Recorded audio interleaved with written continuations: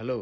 విశ్వాసము, ధైర్యము ఉన్నట్లయితే ఒక వ్యక్తి ప్రభు చేతిలో ఎంత ఘనంగా వాడబడగలరు అని తెలుసుకోవటానికి గ్లాడిస్ ఐల్వాడ్ యొక్క జీవితము ఒక గొప్ప ఉదాహరణగా మనము చూసుకొనవచ్చు. గ్లాడిస్ ఐల్వాడ్ సాధారణమైనటువంటి జీవితాన్ని గడిపేటటువంటి స్త్రీ.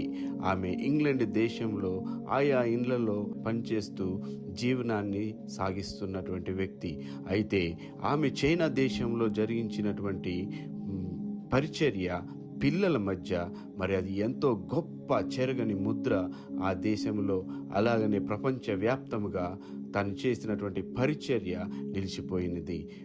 గ్లాడిస్ ఐల్వాడ్ 1902 సంవత్సరంలో లండన్లో జన్మించింది. ఆమెకి చైనా వెళ్ళాలి, చైనా దేశంలో ఒక గొప్ప మిషనరీగా తను ఉండాలి, అక్కడ పరిచర్య చేయాలని గొప్ప కోరిక కలిగి ఉన్నది.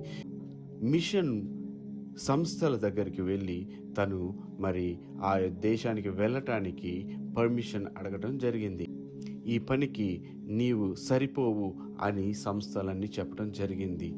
దీని విషయమై 10 సంవత్సరాలుగా తను కష్టపడి సంపాదించినటువంటి ధనాన్నంతటిని చైనాకి వెళ్ళటానికి ఒక ఛార్జెస్ కొరకు తను దాచటం మొదలుపెట్టింది. అలా దాచిపెట్టి చైనా దేశం వెళ్ళటానికి ఆ యొక్క డబ్బంతటిని తను వెచ్చించడం జరిగింది.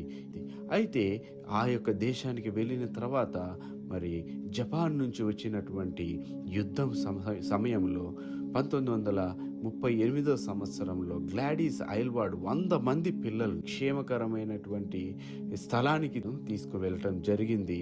ఆమె వారికి తల్లిగా తండ్రిగా ఉండి వారికి అనేకమైనటువంటి మంచి నైతిక విలువలు, అలాగనే ఆత్మీయ నడక వారికి నేర్పించటం జరిగింది. పెద్దలను గౌరవించటం, ప్రేమించటము, నమ్మకంగా జీవించటము, గౌరవించటం అనేటటువంటి సద్గుణాలు బిడ్డలకి నేర్పించటం జరిగింది.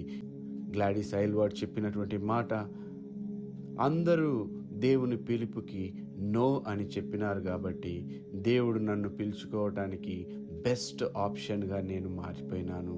అలాగనే మనము నేర్చుకోవలసినటువంటి విషయము, ఒక సాధారణమైనటువంటి వ్యక్తిని కూడా దేవుడు ఎంతో ఘనంగా వాడుకోగలడు. ప్రియమైనటువంటి టీచర్, మీరు మీ పిలుపుకి ఎలాంటి విలువ ఇస్తున్నారు?